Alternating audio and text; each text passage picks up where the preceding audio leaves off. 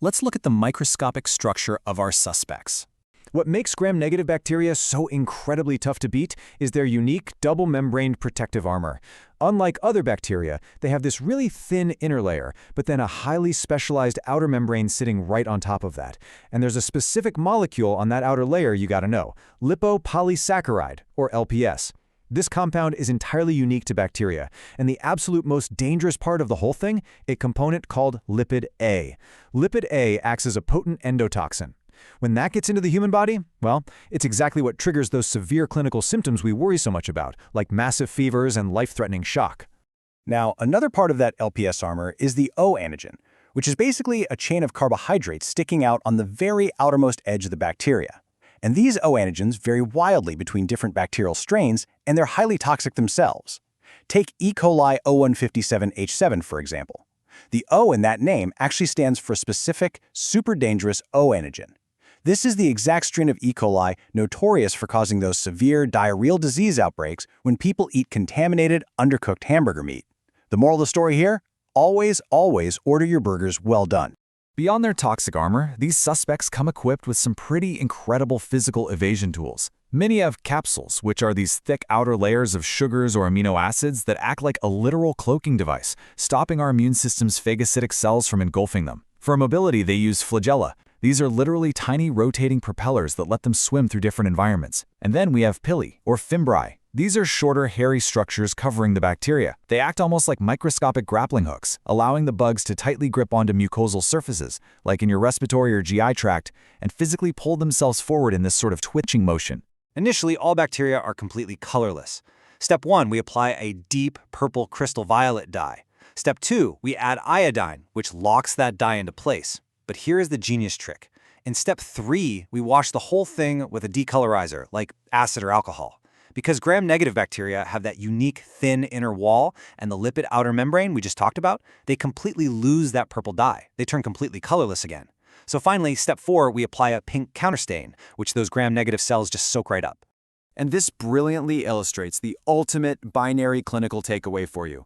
If you look under the microscope and you see blue or purple bacteria, you are dealing with gram-positive bugs. But if the lab hands you a pink or red mugshot, boom, you are definitively hunting a gram-negative suspect. It is a completely fundamental split in medical microbiology.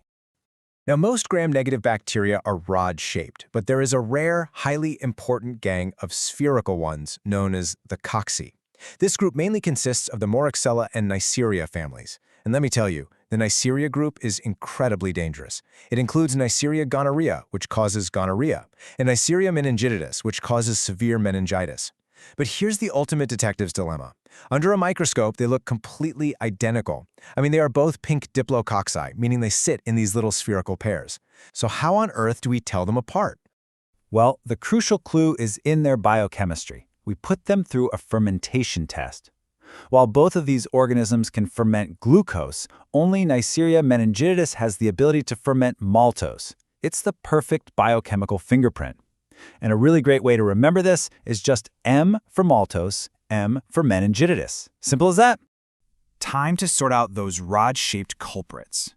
This brings us to the massive Enterobacterales family. Normally, these bacteria are completely commensal. They just peacefully live as normal flora in your digestive system. But if they happen to escape the gut and get into the bladder, the blood, or maybe a surgical wound, they become totally catastrophic. To remember the top 3 most common culprits for this, just use the brilliant PK acronym: Proteus mirabilis, E. coli, and Klebsiella pneumonia, PEK. These 3 are absolutely your prime suspects for everyday outpatient UTIs and standard wound infections. Because there are just so many of these rod-shaped suspects, the lab has to run a clever interrogation called the McConkey-Auger test. This special gel contains a sugar called lactose. Fast lactose fermenters, like E. coli and Klebsiella, they rapidly consume the sugar, they produce acid, and they actually turn bright pink on the plate. On the flip side, the non-fermenters cannot digest the lactose at all, so their colonies just remain totally pale and colorless. Now, if you get those pale, colorless colonies, you can't stop there. You have to keep investigating using a branching lab algorithm. First up, you run an oxidase test. If it immediately changes color, bam, you've caught Pseudomonas. But if it's negative, you move to the H2S test, where you're looking for the production of black gas right there in the agar. If you see it, You've successfully narrowed it down to Salmonella or Proteus. If there's no black gas, you are left with Shigella or Yersinia. And keep in mind, the Yersinia family includes Yersinia pestis, which is literally the exact pathogen responsible for the deadly bubonic plague. So, not all bacilli are perfectly rod-shaped. Some are actually incredibly short and squat, almost looking like spheres themselves. We call these coccobacilli. Among the most medically important are a group you can rapidly memorize using the Alice sisters mnemonic: Pastorella, Brucella, Francella. I know, they're tiny, they're super hard to pronounce, but they cause very serious, specific diseases that medical professionals absolutely must watch out for.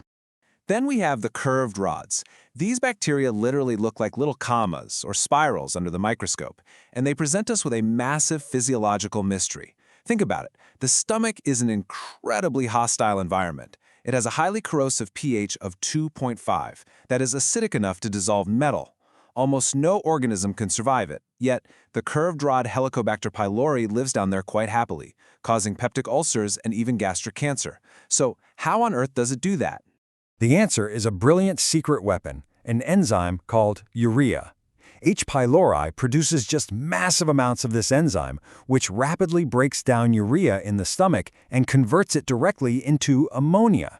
Now, ammonia is a base, so by surrounding itself with ammonia, H. pylori essentially creates its own personal alkaline force field. It's constantly neutralizing the stomach acid immediately around it so it can safely colonize the tissue. It's wild. And H. pylori isn't the only curved rod with bizarre preferences. Campylobacter jejuni, which is a major cause of gastroenteritis, thrives at a remarkably hot 40 degrees Celsius. That's a temperature that would fry most other bacteria. Meanwhile, Vibrio cholerae, the bug responsible for massive cholera outbreaks, exclusively grows in highly alkaline water. These unique environmental quirks are exactly what lab detectives use to isolate these specific bacteria from a patient's normal, healthy flora. These gram-negative bacteria are absolute masters of adaptation. With them constantly mutating their outer membranes and developing resistance to our strongest antibiotics, we really have to ask, are we approaching an era where these gram-negative suspects become truly uncatchable? It's a fascinating and honestly pressing challenge for the future of medicine.